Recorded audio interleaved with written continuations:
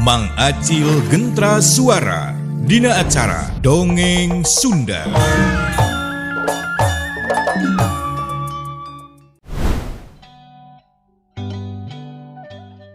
Teka rasa harita teh Oci aniprek sagigireun ranjang tepikeun ka sarena.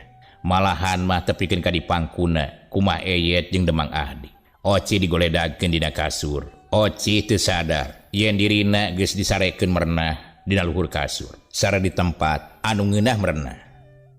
Sabenerna mah Demang Ahdi teh di lembur jajawai mah jalma anu kasohor tur hiji jalma anu someah jeung berehan. Teu saeutik jalma-jalma anu apaleun kana kaayaan Demang Ahdi. Ngan sanggeus bangkrut tina senina, sagala beak dijualan jeung kahirupan kulawargana. Kitu deui indung bapana diurus tepikeun ka maraotna jeung Demang Ahdi. Da Demang Ahdi teu boga didulur, banda kaya Demang Ahdi iwal ti imah jeung pangeusina. Ditambah deui sagudangna alat-alat gamelan keur magelaran kliningan. Lamun ayeuna mah disebutna teh gamelan ibing ronggeng.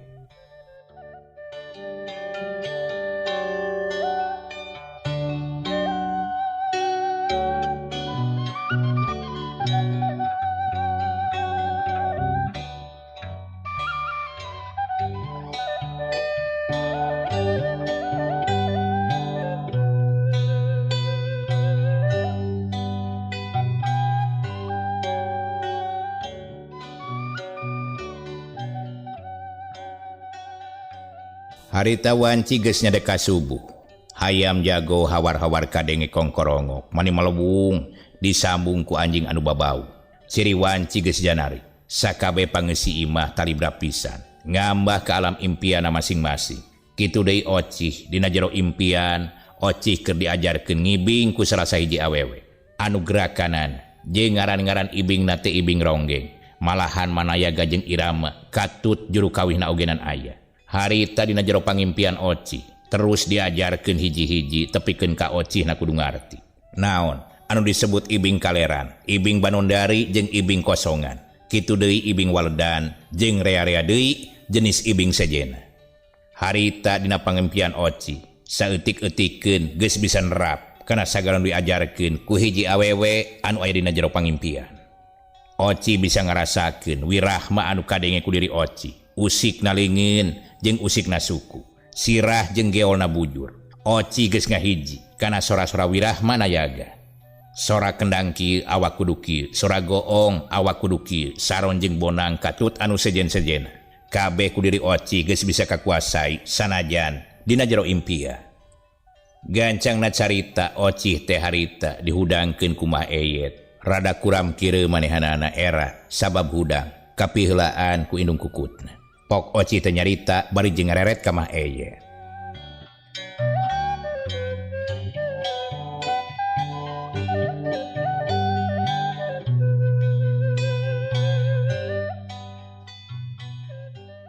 Nah, abi aya di luhur kasur geuningan. Kapan wengi mah abdi teh bobo di handap teh henteu dina kasur ieu. Kunaon atuh Nyai? Lain dina kasur kalah ka di handap sarena. Kapan geus disadiakeun ieu mah keur Nyai supaya merenah jeung tibra? Kitu ceuk Mah Eyet bari jeung tumanya ka Oci. Mohon hapuntenna. Cik Oci harita teh bari rada ngahulang ingat-ingat kana kejadian dina impian. Nah kunaon geulis kunaon?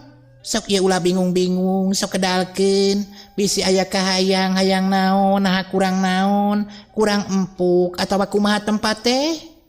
Cik Mah Eyet bari ngusapan tonggong Oci anu keur ngahruk tungkul.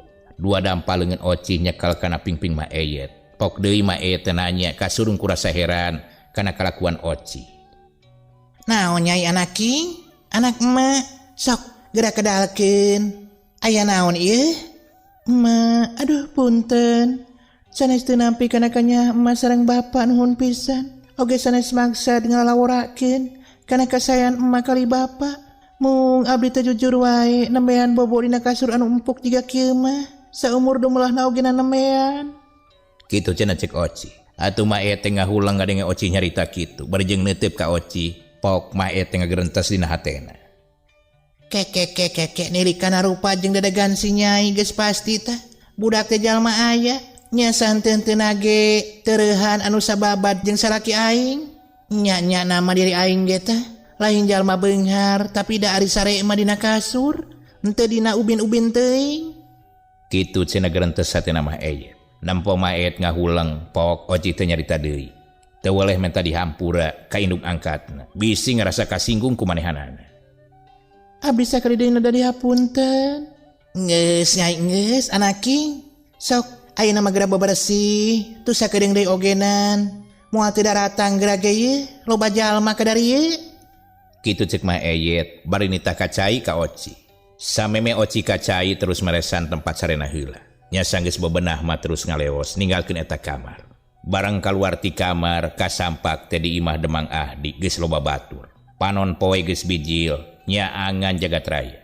Harita jalma-jalma anu aya di imahna Demang Ahdi pada saribu aya nu nyarokot gamelan bari jeung digarotong terus dibawa keluar. Sanggeus di luar dikaleprukan dipariksaan hiji-hiji. Jalma cuci harita teh bari jeung recok ngaromong dibarengan ku Sukabunga. Sabab cek pamikirna masing-masing maranehna bakal bisa magelaran deui nanjeurkeun lingkung senina. Harita anu ngelapan goong ngelapan bonang aya deui anu memeres gendang tuluy dipoekeun. Ari pagawean awewe anu di dapur kaprak-keprek sawaresa sapu meresihan rohangan anu geus lila teu dipake. Keur kitu kurunyung Mang Edo tas meuli aki terus Mang Edo mah ngaluar-luarkeun alat tustel. Kitu deui jeung lawongna. Sanggeus dipariksaan dipapai hiji-hiji. Karek dites jeung dicobaan sorakna. Sapoe eta mah kabeh ge 1000 mariksaan jeung ngabersihan gamelan oge alat anu sejena.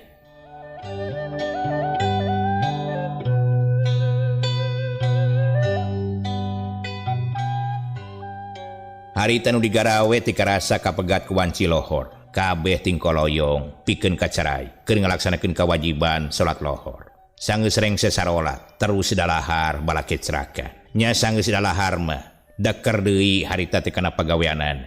Sanggeus beres dibersihan sakabeh gamelan terus dientepkeun di tempatna masing-masing anu biasa sok dipake tempat lalatihan. Pok Demang Ahdi teh nyarita utamana ka Mang Sahudi anu jadi kokolot di eta rombongan seni.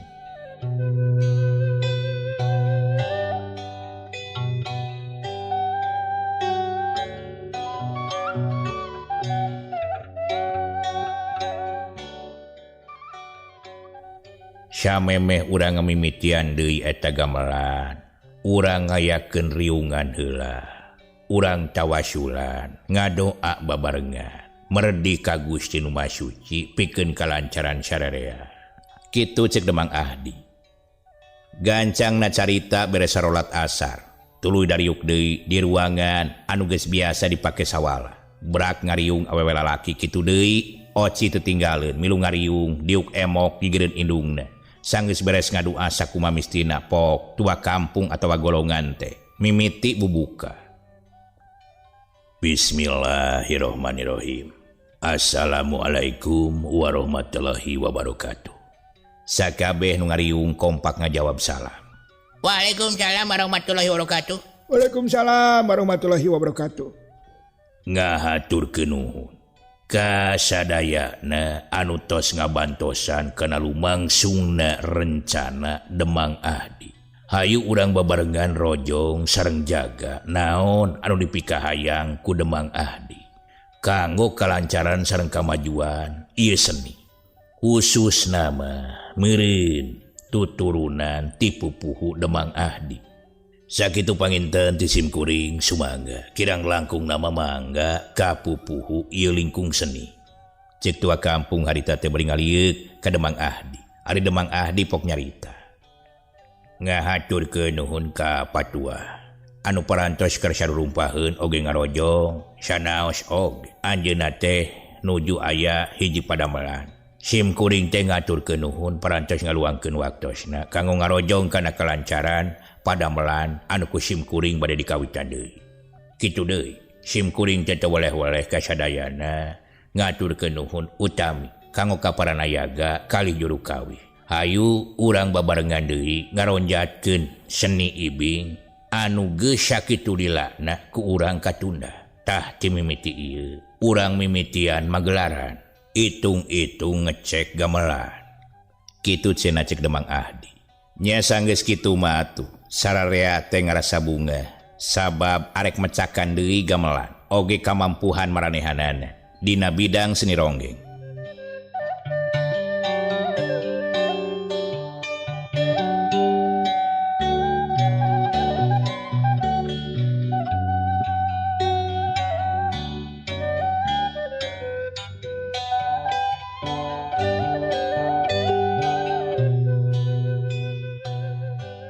Nya sanggeus ngarasa raya kabeh mah breng eta nayaga teh ngamimitian tatalu dina wanda kliningan klasik sakabeh anu araya di jero rohangan pangdengena museur kana tepak kendang jeung lengekna rebab dipiri ku juru kawih anu dibarengan ku kenong saron jeung kecrek anu dituturkeun ku sora goong. Ari Oci ngadenge sora kawih jeung wirahma kendang jung nangtu teu malire ka indung kukutna jeung ka bapana siga aya nu mawa tuluy ngarengkene sakabe anu area di dinya panonna museur ka Oci atuh nempo Oci ngarengkene kitu Demang Ahdi jeung Maeyet harita papelong-pelong bangun anu penasaran pok ngagerentes Demang Ahdi teh bari panon teu leupas tina teup Oci anu keur ibing jaipongan. Ai nah itu budak teh jiga geus maher geuning ngigalna jiga anu geus bisa ngigal gerakan leungeunna jeung ngawirahma deui. Eueuh nu salah eta mah. Terus tu keplak jeung belekukna kena ngepas pisan kena gerakan si Nyai. Ke. Nah ieu teh si Oci cenah teu bisa ngibing buktina. Wah, ieu mah ieu. Rek ditanya ku aing sakalian dicoba teh kana gerak ibing ronggeng. Kitu cenah. Cek gerentes satina Demang Ahdi. Sanggeus ngarasa cukup tatalu terus we Demang Ahdi teh ngangkatkeun leungeunna ciri mere isyarat nyita eureun heula ka sakabeh nayaga. Hop sakieu heula barudak sakieu heula cukup ke dituluykeun deui si Nyai mah teu kedah dilatih ya tos jago eta mah nilik dina gerak sareng irahma mah tos ngepas lah teu anu salah mamang percanten si Nyai bakal jadi hiji ronggeng anu masyhur ka masyhur tah keur maeukeur si Nyai mah mibana rupa geulis. Oke dagang jangkung lenjang. Wah, heden pokona malah top markotop. Kitu tah, Den Demang. Kitu pok-pokanana Mang Sahudi. Basa bieu nempo dina gerakan-gerakan Oci anu ngarengkenek ngigal. Ari Demang Ahdi teu bisa nyarita, kanu bieu dicaritakeun ku Sahudi. Manehna ngahulang barjeng diuk di geureun Oci anu bieu tas ngibing, panonna melaung ka Oci. Da bener atuh, sugan maknya we Oci teu bisa ngibing. Ari buktina, geuning jiga geus mahir, tapi cenah cik Oci sorangan manehna boro-boro bisa ngigal ngadenge ngaranna ogenan kakara komo nepikeun ka prakna ngibing harita Demang Ahdi terus ngareret ka Oci bari jeung melongkeun sadila-lila.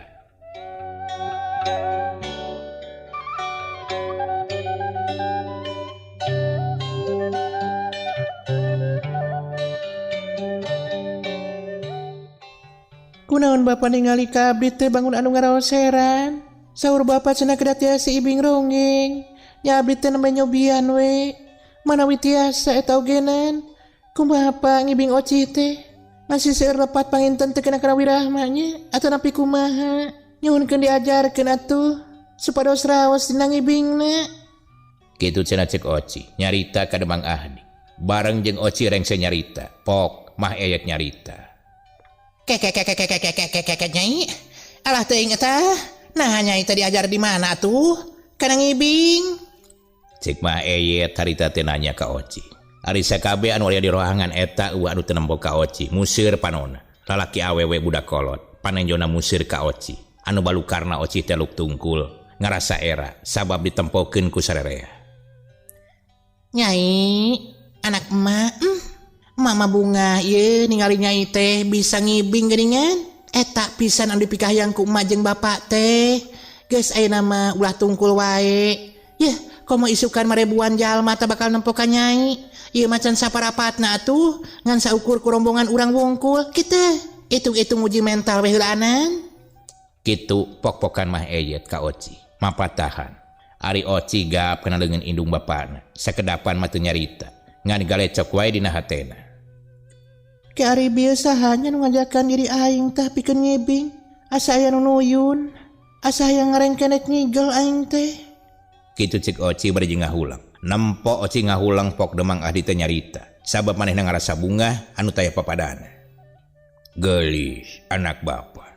Geus ulah kalaka ngahulang kitu. Anggur mah teleuman anu leuwih jero. Kana olah gerak jeung rengkakna ibing ronggeng. Engke peuting urang tuluykeun deui.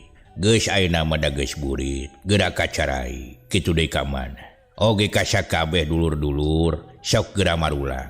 Anu deukeut bisa mulang heula, anu jauh mah nya urang di dieu wae ngariung. Engke peuting urang tuluykeun deui. Demang Ahdi nitah ka sakabeh nu raya di dinya. Nya sanggeus bubar majung Demang Ahdi tenang tungku siwal ngaluarkeun bungkusan. Serog ka tua kampung anu masih kene diuk sila meneko. Sanggeus aya gigireun tua kampung gek diuk.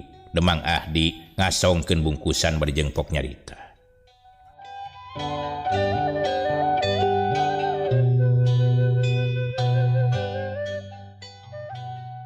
Hampura ieu teh Kang, moal bisa mantuan akang. Cenah cek Mang Edo, dulur akang terek boga maksud. Bejakeun we, kuring keur sibuk kitu. Nganitip ieu we ieu pangnepikeun nya Kang. Cek Demang Ahdi nyarita ka tua kampung. Ari tua kampung terus nampana naon anu diasongkeun ku Demang Ahdi. Alah teuing, nuhun atuh ieu nya nuhun kana pidoana. Keun ku kuring dibejakeun kitu deui kuring teh milu bunga ieu teh kana lumangsungna ieu seni ibing. Moga-moga sing lancar, sing cara kawas baheula lah. Loba anu nanggapna tur mayang. Amin ya Allah ya rabbal alamin. Nuhun patua pidoana. Ieu teh lain kurang sono. Itu ibuna bisi dedeupeun. Permisi wae teh. Jung tua kampung tenang tung terus kaluar ti jero eta rohangan. Dijajabkeun ku paneuteup Demang Ahdi. Sanggeus leungit tina panenjokna. Kahalangan ku tanyakan, Jung Demang Ahdi tenang tung bari jeung neuteup kana gamelan anu ngabarak. Dipelong mani ulang pisan, dipapai hiji-hiji, eueuh anu tinggalin, bari diusap bangun anu nyaah pisan. Kolepat ka gambar deui kana mangsa-mangsa ka tukang. Demang Ahdi keur jaya-jayana dina taun 70-an. Seni ibing, hariring kuring. Bareng keur kitu kadenge Oci teh nyarita. Bapak, enggak kacaita sonten. Demang Ahdi harita tengah gebegeuwas. Sabab pikiranana keur ngalamun. Nyanyai aduh, nating hampir we ka pohoan ieu. Leos harita teh Demang Ahdi teh malire di ka Oci. Hari kaayaan harita teh geus mimiti poek. Ti kajauhan kadenge sora bedug ditakol, cirina adan magrib geus datang. Di luar gaang reang di sarada, jangkrik ngikrik disabureureun eta imah. Pok mae teh ngageroan. Nyai, gerak kacai hayu urang berjamaah tuh. Yap gerak abdas. Jung harita teh Oci nangtung tuluy ngalaksanakeun abdas. Sanggeus beres abdas sup ka mushola, prak ngalaksanakeun salat berjamaah. Beres salat terus wiridan sakumaha mistina. Barang beres wiridan ti luar aya nu uluk salam. Assalamualaikum. Waalaikumsalam. Punten itu ya, dupi patromak sareng minyakna palih mananya sakantenan lah bari diseungeut ku abdi. Kitu si horeng teh sahudi nu datang teh manehanana ngahaja datang pangheulana keur nyiapkeun lampu patroma. Mani kutanginas camang sahudi itu tuh mang di juru tuh deket panto tah di dinya geus disiapkeun tah jeung damar patromakna sapertusna aya di dinya ngan kaos lampuna kudu digantian teh kabeh da geus barutut maklum geus lila teu dipake. Demang Ahdi nuduhkeun ka Mang Sahudi. Nya saterus nama Mang Sahudi teh ngaleos. Anu maksud nama arek nyokot lampu patroma, arek diseungeut supaya caraang diburuan. Sabot Mang Sahudi harita teh keur ngahurungkeun patroma. Kurunyung teh Mang Kosim datang bari pok nyarita.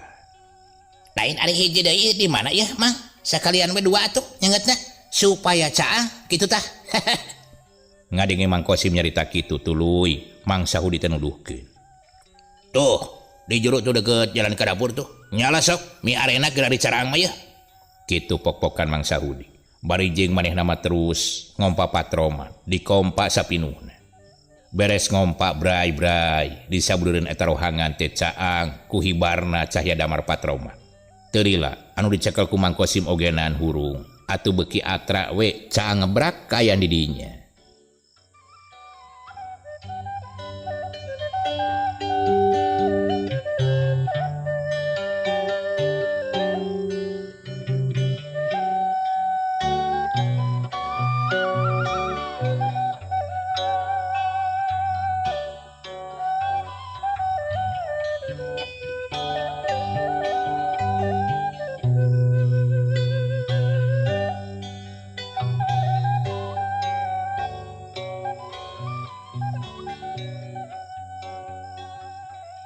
Sanggeus caraang harita teh di imahna Demang Ahdi. Jual-jual para nayaga jeung ronggeng anu sok biasa manggung baheula. Bari jeung marawa budak parawan dititah diajar bareng jeung Oci. Kitu deui Oci nyamperkeun ka tempat eta, dituturkeun ku indung bapana. Sanggeus ngarasa kumpul pok Demang Ahdi tengah mimiti nyarita.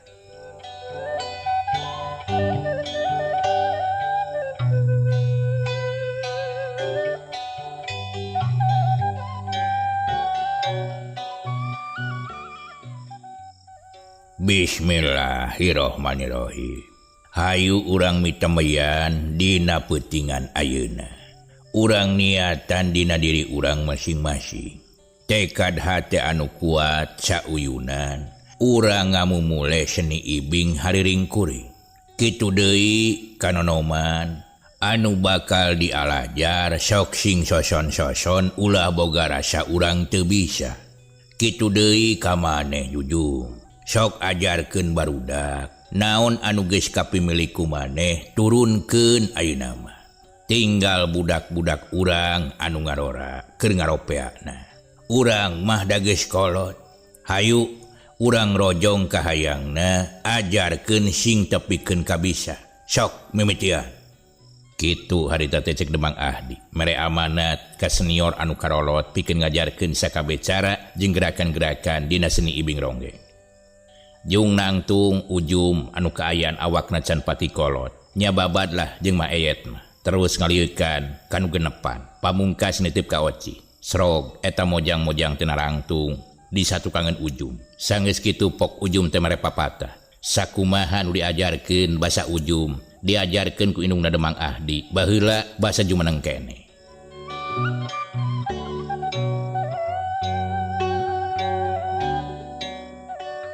Sok tuturkeun ye, ulah waka make wirahmah nya. Mimiti suku katuh lengkakeun ka hareup beri rada diayunkeun tah. Terus ditapakeun, ganti deui ku suku kenca, lengkahkeun sarua diayunkeun. Sing enakeun karasana disusul ku nu katuhu deui tah lengkahna ka hareup. Sanggeus 3 kali lengkahkeun nu kenca jeung katuhu. Ayeuna tambahan gerakan anu kadua tah lengkah suku katuhu tahan sakedeung. Kitu cenah, cek ujum mimiti ngalatih ka barudak. Harita Oci mah bangun gampang pisan dina gerakanan anu diajarkeun ku Bi Ujum. Pok Bi Ujum teh nyarita. Nyai, sok ngali ka payung nyai. Jiga geus rada bisa ieu mah budak teh ye. Oci teu baha terus mindah cicingna.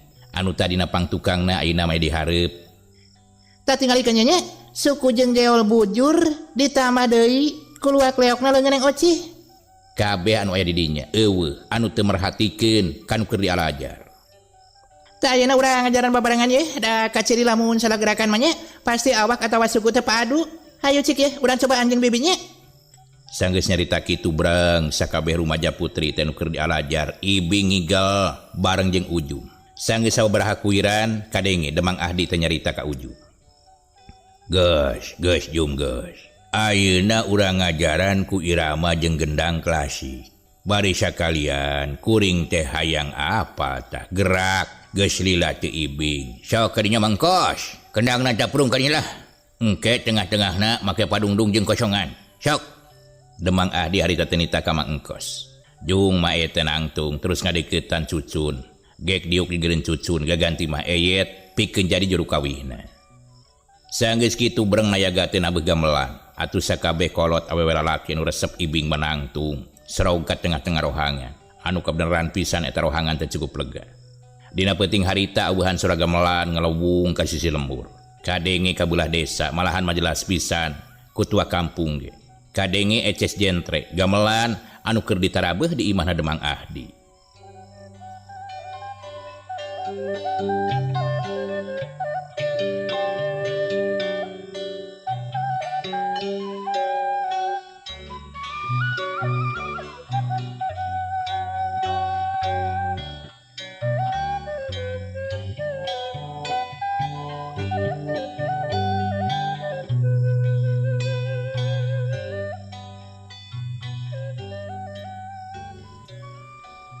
Harita teh wanci geus nyedeka peuting, angin ngahiliwir kayan bulan bengras pisan, dipapaes ku bentang anu baranang, ngahias langit dina peuting eta. Sakapeung kadenge hawar-hawar anjing anu babau meupeskeun simpena peuting. Jiga anu milu aub ku lumangsungna pagelaran seni ronggeng. Harita nu keur dialajar kalau koprot ku kesang, kitu deui oci awakna pinu ku kesang, gek diuk bari nyusutan kesang anu masihan dina beheungna. Baru ngeunahnya ari ngigol teh komo bisa saraga tah jeung irama jadi awak jeung gerak teh nurutkeun ka manaleongna jeung kumaha suragamelan. Kitu cenah cek gerentesna hate oci. Sanggeus ngarasa cukup latihan, pok Demang Ahdi teh cumarita ka sakabeh anu aya di dinya. Dulur-dulur salembur ngahaturkeun nuhun ka sakabeh baraya. Kuring teh ngarasa bunga anu taya papadana kana kalumangsungan lingkung seni urang. Sabab moal bisa ngawujud lamun taya gawe bareng jeung dulur-dulur sakabeh. Ku kituna hayu urang babarengan ningkatkeun kreasi seni dina ibing ronggeng. Malahan kuring aya hiji rencana ieu. Arek ngumpulkeun barudak pamuda pikeun ngajarkeun ebeg. Sugan we pikeun nambah-nambah panghasilan keur urang sararea. Sakabeh anu araya di dinya ngaregepkeun naon nu dicaritakeun ku Demang Ahdi, kabeh oge nyaluyuan. Malah mapok aya salah sahiji pamuda anu nyelengkeung bari jeung nangtung. Dadeganana eta pamuda teh kira-kira umurna 27 tahunan, ngaranna Sardi, budakna tukang rebah. Satuju pisan kana hayang Demang, keunlah kuring anu rek ngabejaan ka sakabeh pamuda anu araya di lembur Jawa mah. Kumaha lamun aya di lembur batur ieu? Heg hayang milu diajar kitu. Keur naleumah seni ebeg atawa seni kuda lumping tak kitu Demang. Sardi harita teh ngusulkeun ka Demang Ahdi sakumaha anu aya dina gerentes hatena. Pok Demang Ahdi teh nyarita anu ditujukeun ka Sardi. Kajang Sardi, kuring nganuhunkeun pisan. Sok kuring siap pikeun ngajarkeun. Ke dibantu ku Mang Syahudi oge ku Mang Kosim. Kuring minta tulung pikeun bantuan kana kalancaran ngawarah barudak pamuda. Jeung bisa nalingakeun kana sagalana. Tak kitu we ayeuna mah. Ku sabab wanci geus peuting, lalatihan teh dicukupkeun heula nepikeun ka dieu peuting ayeuna mah. Ke malem Minggu urang dialajar deui. Bi ujung kuring teh weleh-weleh nitip bantuan inung budak. Sok ayeuna mah geura istirahat. Urang pada ngadoa kanu kawasa menta dilancarkeun naon anu dipikahayang ku urang sararea. Nya sanggeus ngarasa rengse mah karasa harita teh angin teuris pisan bubuhan kayan di pilemburan anu dilingkung ku gunung. Nya geus kitu mah sararea teh bale beres. Mereskeun gamelan keur dipake deui latihan isukan. Sarengsena bale beres, leos jerut turun ninggalkeun imah Demang Ahdi barali ka imahna sewang-sewangna. Sanggeus ngarasa rengse, teu lajung Demang Ahdi ginangtung, leos ninggalkeun eta patempatan. Sora sasatuan peuting reang disarada, meupeuskeun simpena peuting. Harita Demang Ahdi tuwa ka asup ka jero imah, gek diuk heula dina kursi anu aya di teras imahna. Nyawang kanu anggang inget-inget kajadian anu geus kaalaman sababaraha taun katuka. Bray katempo, mangsa-mangsa manehna keur jaya-jayana. Keur anteng ngahuleng kitu terojol maete nu jadi pamajikanana nyampeurkeun ka Demang Ahdi. Bari song ngasongkeun cai kopi. Pok mah eta nyarita. Bapana, nah kalau ngahulang kitu atuh, lain geura istirahat ye. Cik mah ayat bari ngasongkeun ci kopi. Atuh Demang Ahdi teh ngagebeg reuwas. Sabab keur anteng ngalamun kagebah ku datang mah ayat. Aduh, ari mana sok ngareurewas atuh. Temal Demang Ahdi bari nampanan gelas nanu diasaungkeun ku Maeyet. Gap dicekel, telila, regot, si kopi teh diuyup ku Demang Ahdi. Sanggeus kitu Maeyet teh diuk dina kursi anu aya gigireun Demang Ahdi. Telila pok nanya ka salakina. Kunaon bapana kalau ngahulang di luar geus peuting eta wanci ye. Sakedeung dege janari leutik, isuk deui wae ngalamun mah ayeuna mah bagian istirahat. Ngadenge Maeyet nyarita kitu Demang Ahdi malikeun beungeut. Netep ka pamajikanana teu dilapok cumarita. Mana bapa mamikiran si Nyai nah hati mana jeung iraha diajar ngigel. Sedengkeun tadi ku bapa teh katempo tah ku panon sorangan. si Nyai teh geuning geus bisa dina nguasai sakabeh gerakan jeung kaparigelan dina Ibing Ronggeng. Bener-bener Bapak teh ngarasa heran tah. Eta anu jadi pamikiran Bapak teh. Oh, bisi we atuh keur mikiran nu sejen. Nya, pugu mau genan kaget. Nempo si Nyai gerak-gerikna teh dina Ibing, maniku parigel jeung babarian pisan siga anu geus tuman biasa. Temal mah eye, tuluy manehna ge ngahulang. Nya sanggeus ngalekap gai mah demang adi jeung mah eye teh. Terus arasup ka jero imah. Leos duanana ka jero kamar, terus sarare tibra.